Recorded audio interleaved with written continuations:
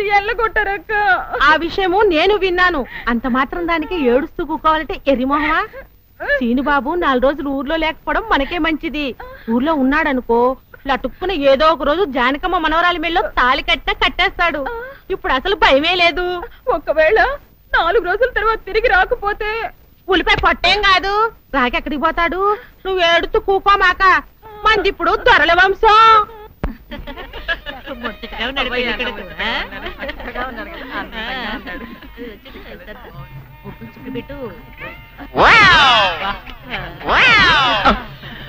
ఇదేమిటి? ముక్క మీద నల్ల చుక్క కదా పెట్టాలి, తెల్ల చుక్క పెట్టారేమిటి? నల్ల బొట్టు పెడితే నీ రంగులో రంగు కలిసిపోద్ది. నువ్వు పొగ్గుకుంటావు కదా, అందుకే నేనే తెల్ల చుక్క పెట్టమన్నా. అందరికి కాఫీ టిఫిన్ అవి అన్నీ లేదు చూడు. అదేమిట్రా, కళ్యాణ మంటపం ఇంకా రెడీ కాలేదు? ఇటీ తీసుకోండి.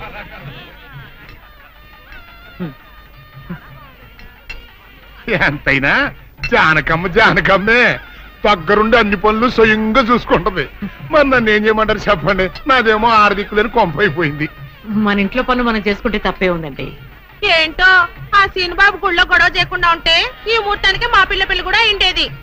ఈ ముహూర్తానికి ఎందుకులేండి, మాది అసలే దొరల వంశం. పొట్లకేం కాదు. అమ్మా సుందరి, ఏంటమ్మా ఏమైంది? ఏమోనండి, ఉన్నట్టుండి కళ్ళు తిరిగి పడిపోయింది. సుందరి రండి, పాపం ఉన్నట్టుండి పిల్ల కింద పడిపోయిందండి. మీరు చూడండి.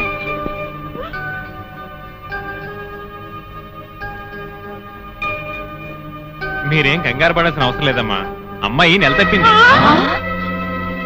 నెల తప్పడం ఏమిటండి? మీరేదో పొరపాటు పడి ఉంటారు. సరిగా చూడండి.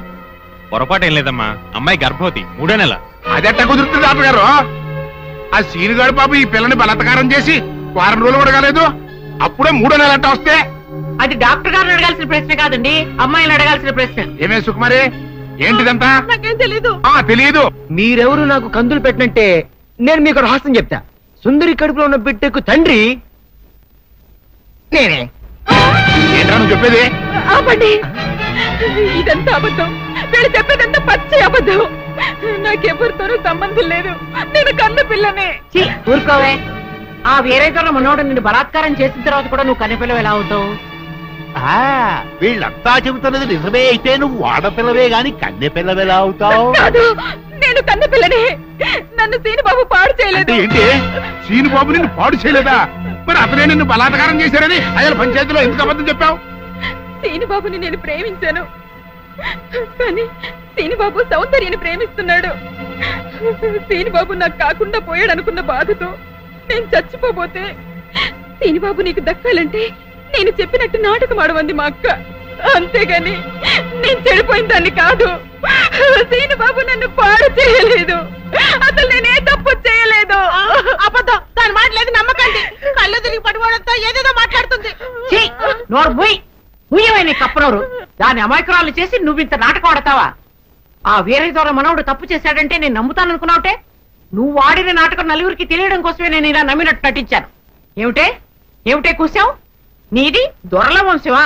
ఏది మళ్ళీ ఇంకోసారి కూతకోయి నీ పళ్ళు రాలకొడతాను, జాగ్రత్త. వాసిని అమ్మ కడుపు మారా, నువ్వు చెప్పిన మాటలన్నీ నిజమని నమ్మి బంగారు లాంటి కుర్రోణ్ణి అనరాని మాటలన్నీ అన్నాను కదంటే, మచ్చలేని నా పంచాయతీ ప్రెసిడెంట్ పోస్ట్ లో తప్పుడు తీర్మానం చేశాను కదంటే, అయితే ఇప్పుడు అందరి ముందు సరైన తీర్మానం చెబుతున్నాను. ఏరైదోరా మనవడు నిర్దోషి అని తేలిపోయింది కాబట్టి ఈ సప్పిడి సుకుమారి చెల్లెల్ని ఆ బాబు పెళ్లి చేసుకోవాల్సిన అవసరం లేదు. అంతేకాదు, ఈ సప్పిడి సుకుమారి తను చేసిన తప్పుకి ఈ గ్రామ పంచాయతీకి 10,000 రూపాయల జరిమానా కట్టాల్సిందే. అమ్మ జానకమ్మ, నీ మూలంగా నేను చేసిన తప్పు దిద్దుకునే అవకాశం కలిగిందమ్మా. నీ మేలు మర్చిపోలేను. సుందరి,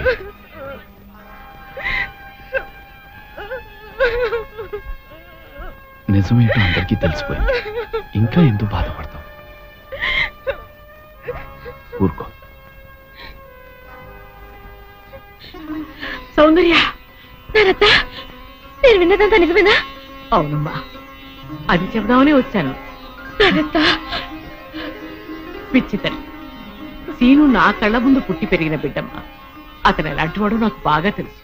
అందుకే నువ్వు సీనుని ప్రేమిస్తున్నావంటే నేనెంతో సంతోషించాను, ప్రోత్సహించాను కూడా.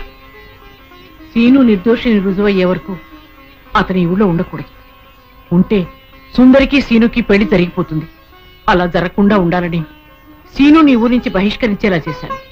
పాపిష్టిదాన్ని నా సీనుని ఎంతో బాధ పెట్టాను. ఇప్పుడు ఎక్కడున్నాడో, ఏమైపోయాడో ఎలాగైనా వెతికి పట్టుకుంటాను. ఎక్కడని వెతుకుతావు? అవును, ఎక్కడని వెతుకుతాను? పిచ్చి పిల్ల, నువ్వెక్కడా వెతకనవసరం లేదు. నేనే సీనుని రప్పించాను. నిజంగానే నానత్త? మోహన్ చూడరా. సీను, సీను,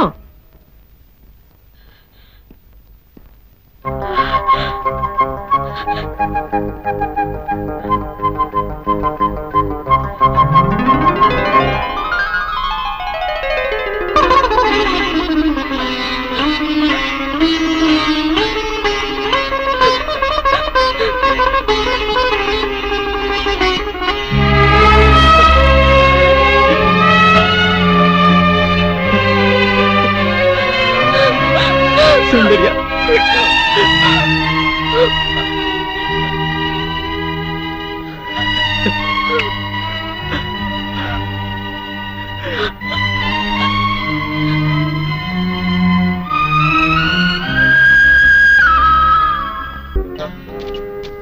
రండి.